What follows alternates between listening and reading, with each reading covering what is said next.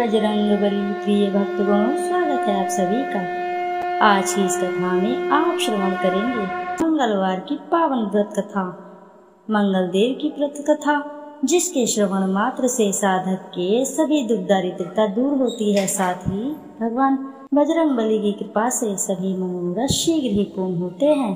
तो आइए ऐसे में श्रवण करते हैं मंगलवार की पावन व्रत कथा। एक बार नैमिषारण्य तीर्थ में 80,000 मुनि एकत्र होकर पुराणों के ज्ञाता श्री सूत जी से पूछने लगे, हे महामुने, आपने हमें अनेक पुराणों की कथाएं सुनाई हैं। अब कृपा करके हमें ऐसा व्रत और कथा बताएं जिसको करने से संतान की प्राप्ति हो तथा मनुष्य को रोग शोक अग्नि सर्व दुख आदि का भय दूर हो, क्योंकि कली युग में सभी जीवों की आयु बहुत ही कम है।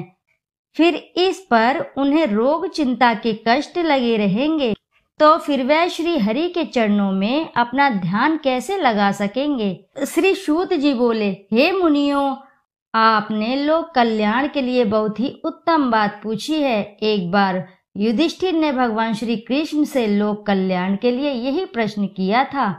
भगवान श्री कृष्ण और युधिष्ठिर का संवाद तुम्हारे सामने कहता हूँ, ध्यान देकर सुनो।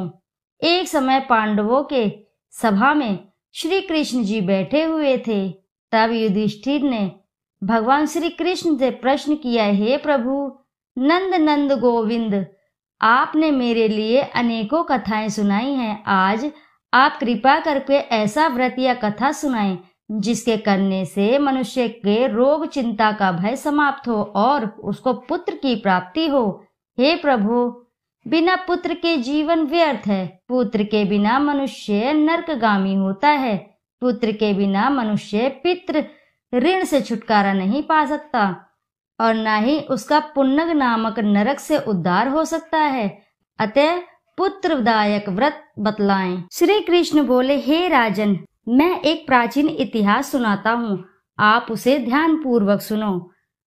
कुंडलपुर नामक एक नगर था। उसमें नंदा नामक एक ब्राह्मण रहता था।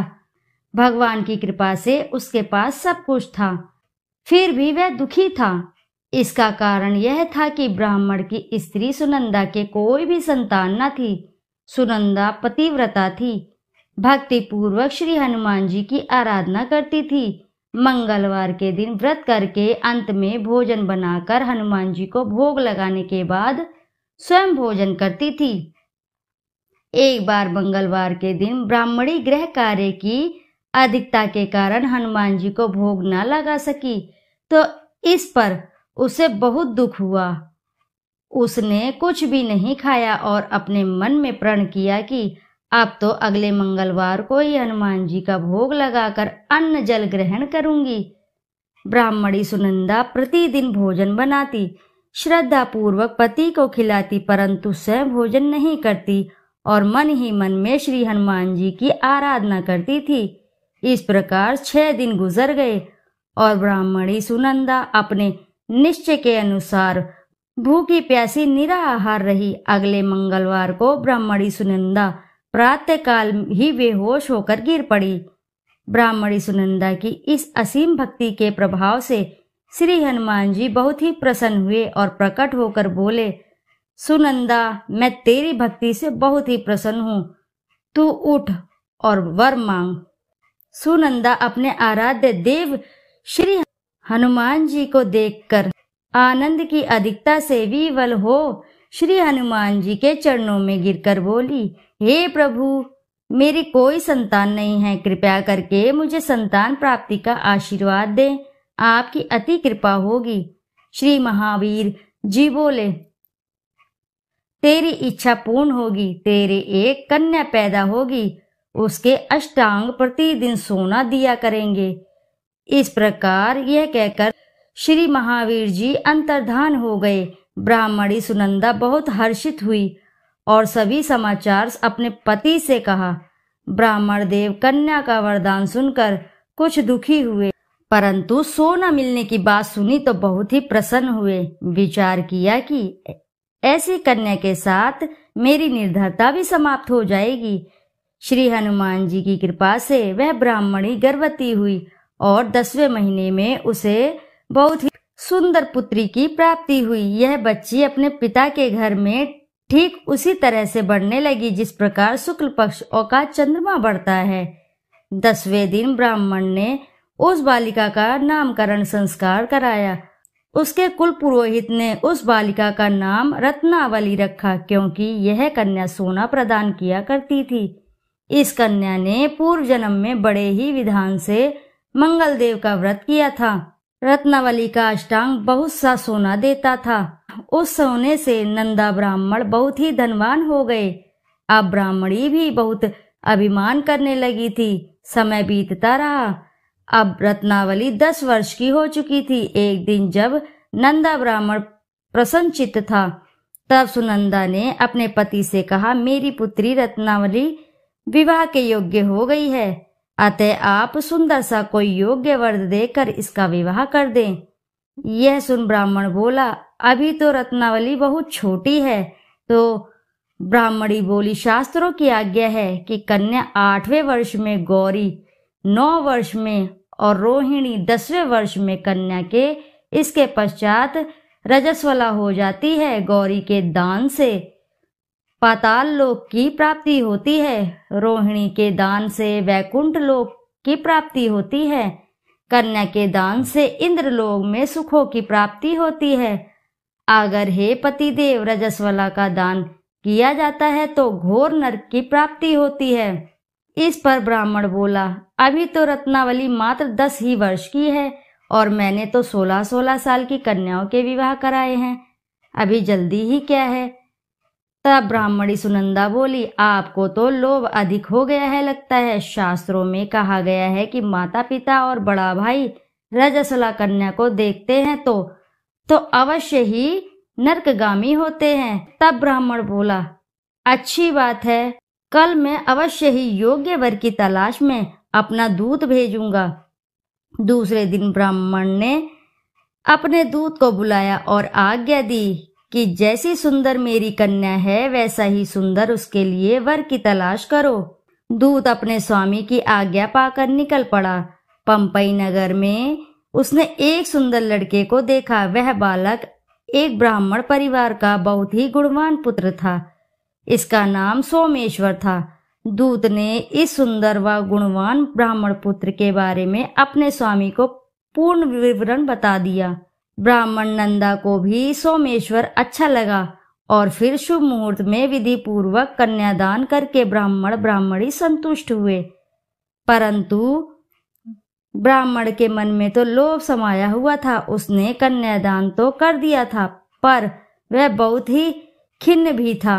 उसने विचार किया कि रत्नावली तो अब चली जाएगी और मुझे इससे जो सोना मिलता था वह भी अब नहीं मिलेगा। मेरे पास जो धन था कुछ तो इसके विवाह में खर्च हो गया और कुछ शेष बचा है, वह भी कुछ दिनों के पश्चात समाप्त हो जाएगा। मैंने तो इसका विवाह करके बहुत बड़ी भूल कर दी है। अब कोई ऐसा उपाय है कि रत्नावली मेरे घर में ही बनी रहे, अपने ससुराल बिल्कुल न जाए। लोभ रूपी राक्षस ब्राह्मण के मस्तिष्क पर छाता जा रहा था। रात भर अपनी शैया पर बेचैनी से रुकावटें बदलते बदलते उसने एक बहुत ही क्रूर निर्णय लिया। उसने विचार किया कि जब रत्नावली को लेकर उसका पति सोमेश्वर अपने घर के लिए जाएगा तो वह मार्ग में ही छिपकर सोमेश्वर का वध कर देगा और अपनी लड़की को अपने घर ले आएगा, जिससे नियमित रूप से उसे सोना भी मिलता रहे और समाज का कोई मनुष्य उसे दोष भी नहीं दे सकेगा। प्रातःकाल हुआ। नंदा और सुनंदा ने अपने जमाई तथा लड़की को बहुत सारा धन देकर विदा किया। सोमेश्वर अपनी पत्नी रत्नावली को लेकर ससुराल से अपने घर की ओर चल दिया। ब्राह्मण नंदा महालोभ में वशीभूत हो वह अपनी मति खो चुका था। पाप पुण्य को उसे विचार बिल्कुल भी नहीं आ रहा था। अपने भयानक व क्रूर निर्णय को कार्य रूप देने के लिए उसने अपने दूत को मार्ग में अपने जमाई का वध करने के लिए भेज दिया था, ताकि रत्नावली से प्राप्त होने वाला सोना उसे हमेशा मिलता रहे और वो कभी भी निर्धन ना हो। ब्राह्मण के दूत ने अपने स्वामी की आज्ञा का पालन करते हुए उसके जमाई सोमेश्वर का मार्ग में ही वध कर दिया। समाचार प्राप्त कर ब्राह्मण नंदा के मार्ग में पहुंचा और रुदन करती अपनी पुत्री रत्नावली से बोला, हे पुत्री, मार्ग में लुटेरों ने तेरे पति का वध कर दिया है। भगवान की इच्छा के आगे किसी की कोई बस नहीं चलता है। अब तू घर चल, वहां पर रहकर ही शेष जीवन व्यतीत करना। जो भाग्य में लिखा है वही होगा। अपने पति की अकाल मृत्यु से रत्नावली बहुत ही दुखी हुई। करुण करंदन व रुदन करते हुए अपने पिता से बोली, हे पिताजी, इस संसार में जिस स्त्री का कोई पति नहीं है उसका जीना व्यर्थ है। मैं अपनी पति के साथ ही अपने शरीर को जला दूंगी और सती होकर अपने इस जन्म को, माता पिता के नाम को तथा सास ससुर के यश को सार्थक करूंगी। ब्रह्मानंदा अपनी पुत्री रत्नावली के वचनों को सुनकर बहुत ही दुख हुआ और विचार करने लगा, मैंने व्यर्थ ही जमाई का वध करके पाप अपने सिर पर ले लिया। रत्नावली तो उसके पीछे अपने प्राण तक देने को तैयार है। मेरा तो दोनों तरफ से मरण हो गया। धन तो अब मिलेगा नहीं। जमाई वध के पाप के फलस्वरूप यम यातना भी भुगतनी पड़ेगी। यह सोचकर वह बहुत ही खिन्न हुआ। सोमेश्वर की चिता बनाई गई। रत्नावली सती होने की इच्छा से अपने पति के सिर पर अपनी गोद में रखकर चिता में बैठ गई। जैसे ही सोमेश्वर की चिता अग्नि जलाई गई, वैसे ही प्रसन्न हो मंगलदेव वहां प्रकट हुए और बोले, हे रत्नावली, मैं तेरे भक्ति से प्रसन्न हूँ, तू वर मांग। रत्नावली ने अपने पति का जीवन दान मांगा। तब मंगलदेव बोले, रत्नावली, तेरा पति अजर अमर है, यह महाविद्वान भी होगा, और इसके अतिरिक्त तेरी जो इच्छा हो वो वर मांग। तब रत्नावली बोली, हे ग्रहों के स्वामी, यदि आप मुझ पर प्रसन्न हैं तो मुझे यह वरदान दीजिए कि जो भी मनुष्य मंगलवार के दिन प्रातःकाल लाल पुष्प लाल चंदन से पूजा करके आपका स्मरण करेगा, उसको रोग व्याधि ना हो, स्वव्यंजनों का कभी भी योग ना हो, सर्प अग्नि तथा शत्रुओं का भय ना रहे। जो स्त्री मंगलवार का व्रत करे वह कभी विधवा न हो। मंगलदेव तथास्तु कहकर अंतर्धान हो गए। सोमेश्वर मंगलदेव की कृपा से जीवित हो उठे। रत्नावली अपने पति को पुण्य प्राप्त कर बहुत ही प्रसन्न हुई और मंगलदेव का व्रत प्रत्येक मंगलवार को करके व्रतराज और मंगलदेव की कृपा से इस लोक में सुख ऐश्वर्य को भोगते हुए अंत में अपने पति के साथ स्वर्गलोक कर चली गई। तो बोलो जय बजरंगबली की जय, बोलो जय मंगल देव की जय। कथा अब इसी के साथ समाप्त हुई। तो आइए श्रोताओं, अब करते हैं श्री हनुमान जी की आरती। आरती की जय हनुमान लला की, दुष्ट दलन रघुनाथ कला की। जाके बल से गिरवर कापे, रोग दोष जाके निकट न झाके। अंजनी पुत्र महाबलदाई, संतान के प्रभु सदा सहाई। आरती की जय हनुमान लला की। देवीरा रघुनाथ पठाए, लंका जारी सिया सधिलाए। लंका सोसकोट समुद्र सिखाई, जात पवन सुत बार न लाई। आरती की जय हनुमान लला की। लंका जारी असुर संहारे, सिया राम जी के काज सवारे। लक्ष्मण मूर्छित पड़े सकारे, अग्नि संजीवन प्राण उबारे। आनि संजीवन प्राण उबारे। आरती की जय हनुमान लला की। पैठी पताल तोरी जमकारे, अहि रावण की भुजा उखारे। बाएं भुजा असुर दल मारे, दाहिने भुजा संत जन तारे। आरती की जय हनुमान लला की, सुर नर मुनि आरती उतारे। जय जय जय हनुमान उचारे, कंचन थार कपूर लो छाई। आरती करत अंजना माई, आरती की जय हनुमान लला की। जो हनुमान जी की आरती गावे, वसी बैकुंठ परम पद पावे। आरती की जय हनुमान लला की, दुष्ट दलन रघुनाथ कला की। बोलो जय बजरंगबली की जय, पवन पुत्र हनुमान जी की जय।